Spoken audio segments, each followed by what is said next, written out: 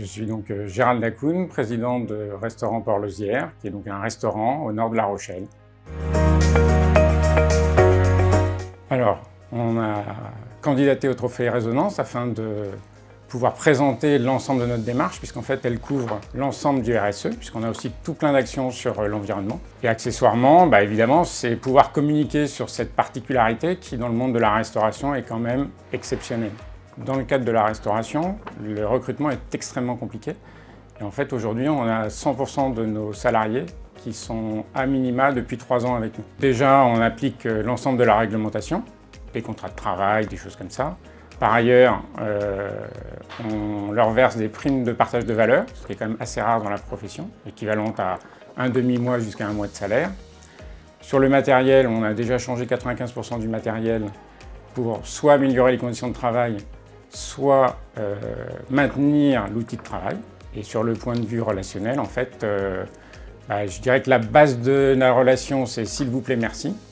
Et accessoirement, on met en place des sorties avec les conjoints 4 à 5 fois dans l'année. Alors si on parle que de l'environnement, on a installé des panneaux photovoltaïques sur 13,5 kW, ce qui nous a permis d'observer un bénéfice de 20 à 30% sur notre consommation d'électricité.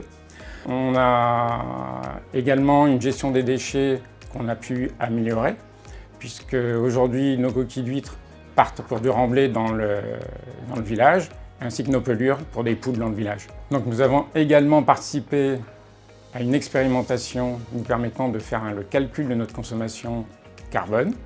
Et donc nous avons réussi à obtenir le score de 5,6 kg par client, ce qui représente la moyenne basse dans notre catégorie de restauration. Alors la suite, c'est arriver à mettre en place un plan d'abondement sur un plan d'épargne retraite, mais on a une petite difficulté puisque nos salariés sont saisonniers.